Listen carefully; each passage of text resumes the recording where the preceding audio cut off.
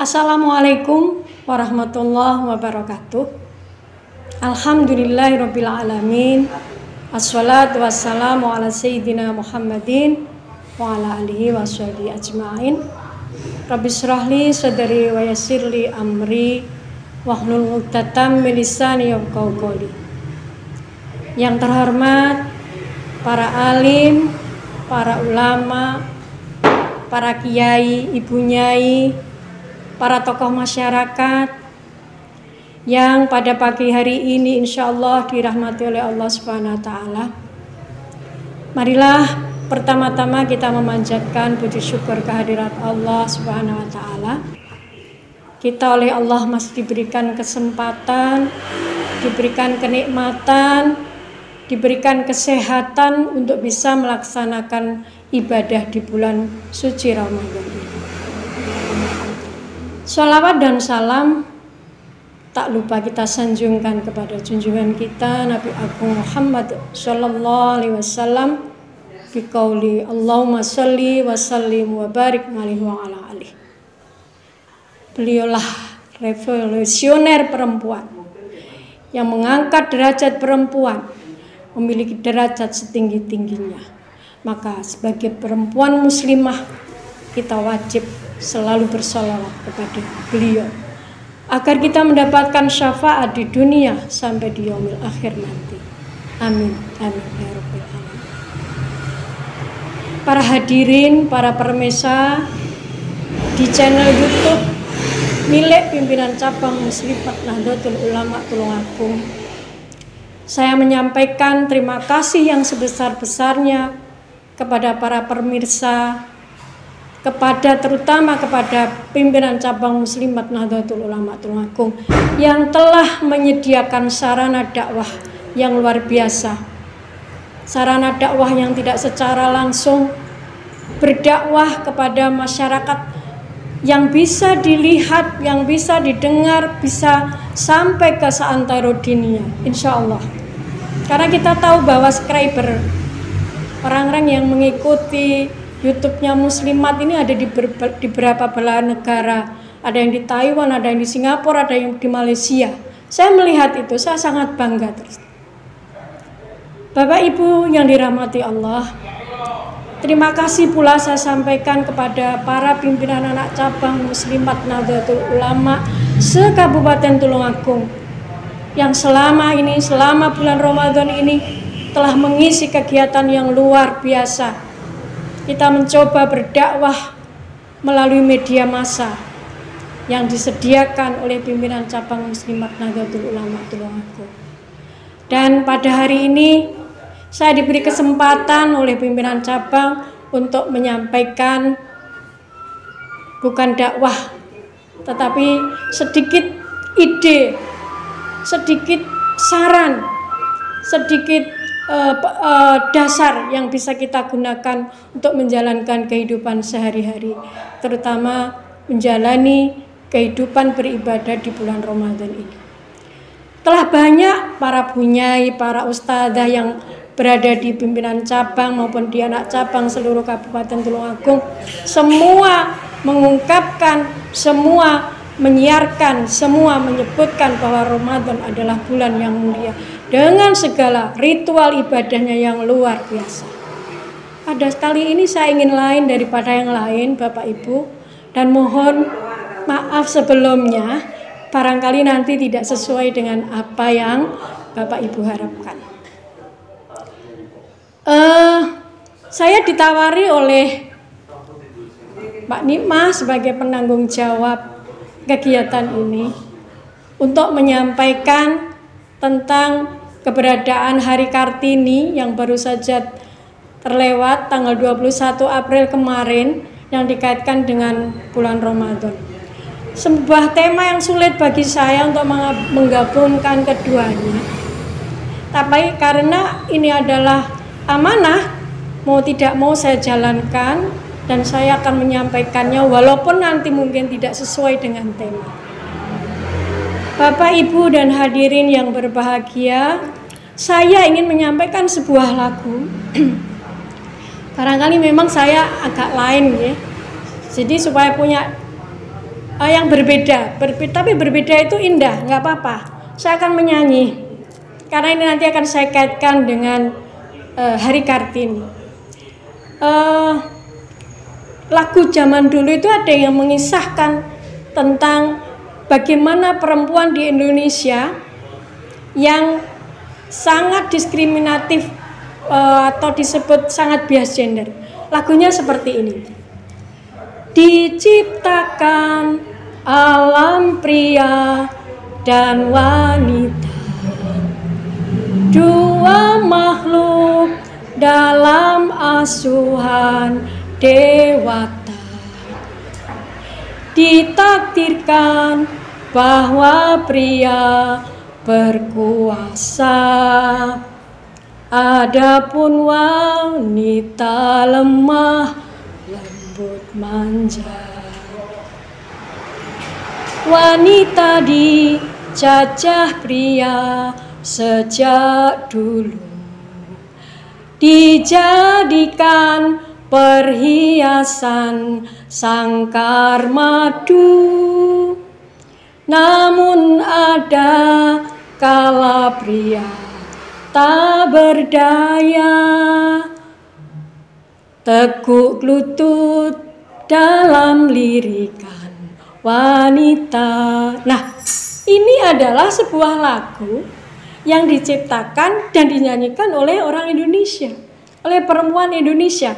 Kalau kita mau memahami maknanya, mengerti apa isinya, rasanya kita sebagai wanita Indonesia itu tidak merasa bangga ketika dikatakan sebagai sebagai wanita yang terjajah, yang dijajah oleh pria, dijadikan perhiasan sangkar madu. Coba bayangkan, kita ada di dalam sangkar dan tidak bisa keluar. Namun di balik itu ada wanita yang bisa sampai lelaki bertekuk lutut di hadapan. Nah, ini kan kesan sebuah makna yang merendahkan wanita. Padahal kalau kita mengacu kepada Al-Quran, hadis dan sebagainya, bahwa Rasulullah sendiri sangat memuliakan wanita. Nah, kalau kita kembali kepada tema yang awal tadi, bahwa pada tanggal 21 April itu di Indonesia diperingati untuk memperingati sebagai pahlawan nasional kita, yaitu Raden Ajeng Kartini. Ada apa dengan Kartini? Padahal banyak perempuan-perempuan Indonesia yang berjuang pada waktu itu. Misal Cut Nyak-din, Cut Mutia, Dewi Sartika. Tetapi mengapa sosok Kartini ini yang disebutkan akhir-akhir ini dan sepanjang masa dia selalu hampir setiap tahun dibahas, dibedah bukunya dan sebagainya. Karena Kartini sangat mulia. Beliau sudah tidak ada, tetapi tulisan-tulisan beliau yang oleh Armin Pane dibukukan menjadi sebuah buku yang diberi judul Habis Gelap Terbitlah Terang. Itu adalah tulisan beliau. Makanya walaupun beliau sudah tiada, tulisannya masih kita baca. Pemikiran-pemikirannya tentang Islam luar biasa. Dan yang selama ini kita dapatkan, Kartini hanya seorang pejuang perempuan emansipasi wanita. Tetapi ternyata lebih dari itu. Sekarang terungkap bagaimana Kartini sebenarnya. Beliau adalah seorang santri dari Kiai Soleh Darat. Pemikiran-pemikiran Islam Kartini dituangkan dalam buku-bukunya itu karena pengaruh, karena motivasi apa yang disampaikan oleh Kiai Soleh Darat. Salah satunya Kiai Soleh Darat pernah menyampaikan hal ini kepada Kartini, bahwa pria dan wanita di dalam Islam tidak ada perbedaan dalam menempuh pendidikan. Nah, akhirnya Kartini pun berjuang memerdekakan perempuan dalam bidang pendidikan di Indonesia. Namun yaitu tadi, Seiring berjalannya waktu, ada lagu yang demikian ini. Saya kadang-kadang kalau membaca atau mendengarkan lagu ini rasanya itu kok ngeres ya, kok seperti ini ya. Orang Indonesia, perempuan Indonesia punya pandangan seperti ini. Nah, marilah pandangan-pandangan seperti ini yang sangat mendiskreditkan, mendiskriminasi wanita kita hilangkan dari kita. Wanita terutama muslimah punya kompetensi, punya talenta, punya segalanya untuk bisa berjuang seperti Kartini. Saya akan mengutip bahwa kita ini adalah umat terbaik. Kita yang dimaksudkan di sini adalah bukan hanya laki-laki, bukan hanya perempuan, tetapi laki-laki dan perempuan. Sebagaimana firman Allah dalam Al-Quran, surat Al-Imran ayat 110. A'udzu billahi minasyaitonir rajim. Bismillahirrahmanirrahim.